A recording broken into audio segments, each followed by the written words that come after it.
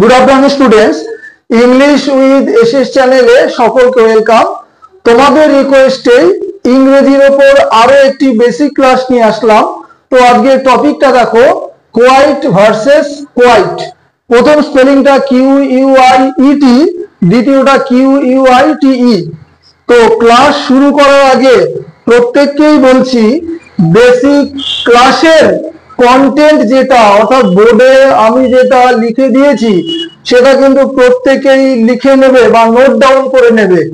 আর mock test যেগুলো ওগুলো তোমরা নোট ডাউন নাও করতে পারো, তবে যদি ভোকাবুলারি পার্ট হয় সেটা কিন্তু নোট ডাউন করবে। তো চলো ক্লাসটা শুরু করি।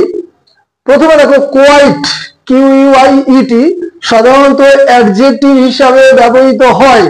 এটা কিন্তু নাউন বা ভার্ব হিসাবে ব্যবহৃত হতে পারে। তো আমরা এখানে কোয়াইটকে অ্যাডজেক্টিভ আর দ্বিতীয় কোয়াইটকে অ্যাডভার্ব, এটাকে ধরে নিয়েই আমরা ডিসকাশনটা শুরু করছি। তো প্রথমে দেখো, কোয়াইট অ্যাডজেক্টিভ হিসাবে যখন ব্যবহৃত হবে তার বাংলা মানে কি? শান্ত প্রকৃতির। তো অ্যাডজেক্টিভ কাকে কোয়ালিফাই করে? নাউন বা প্রোনাউনকে। তো তোমাদের সুবিধার জন্য আমি কোয়াইটের কয়েকটা সিনোনিম লিখে দিয়েছি। দেখো, কাম, ট্র্যাঙ্কুইল, সেরিন, পিসফুল, আরো থাকতে পারে। তো কোয়াইটের সিনোনিমটা আশা করি বুঝে নিয়েছো, মানেটা বলে দিয়েছি শান্ত প্রকৃতির। তো এক্সাম্পল দুটো দিয়েছি, দ্য রুম ওয়াজ কোয়াইট। তো রুমটি ছিল নীরব বা শান্ত প্রকৃতির, মানে নীরব এখানে। তাহলে এখানে নাউনটাকে, নাউন অবশ্যই রুম, তাহলে এটাকে বর্ণনা করছে কোয়াইট, এই জন্য এটা অবশ্যই অ্যাডজেক্টিভ। দ্বিতীয় উদাহরণ দেখো, mister Dev is a quiet and reserved person. Mister Dev হলেন একজন শান্ত প্রকৃতির এবং চাপা স্বভাবের ব্যক্তি। আশা করি এটা বুঝতে পারছো। মিস্টার দেব নাউন, ঠিক আছে। তো এখানে দেখো কোয়াইটটা অ্যাডজেক্টিভ হিসাবে ব্যবহৃত হয়েছে। এবার দ্বিতীয়টা দেখো, QUITE, very very important, adverb. Bangla মানে নেবে সম্পূর্ণভাবে, সুন্দরভাবে।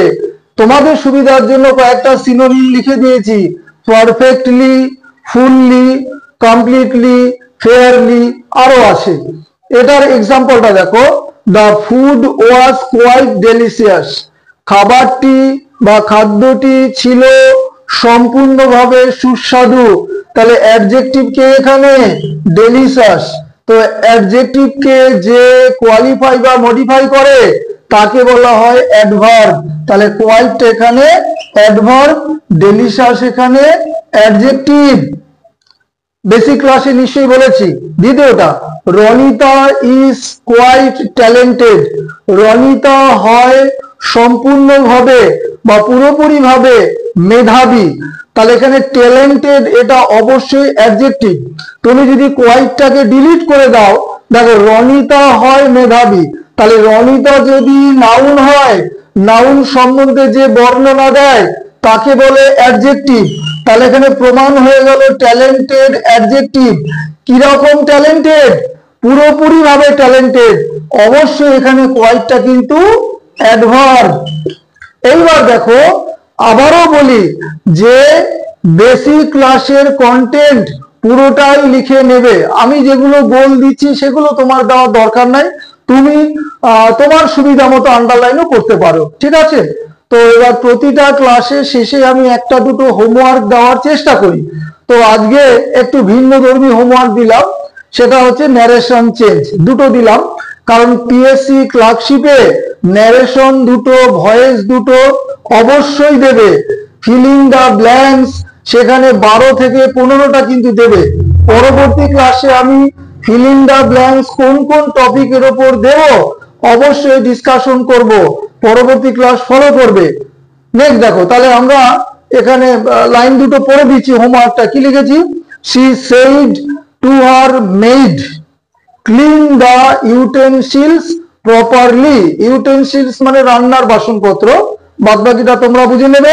নেক্সট, হি সেড কোটেশনে, I bought this book for my brother. এই হচ্ছে সম্পূর্ণ ক্লাসটা। প্রত্যেকের কাছে লাইক বা সাবস্ক্রাইব অবশ্যই আশা করি।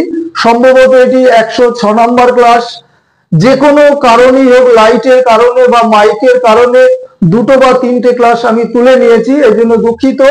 চেষ্টা করব পরবর্তী ক্লাসগুলো যাতে সঠিকভাবে দেওয়া যায়। ক্লাস শেষ করলাম। Have a good day.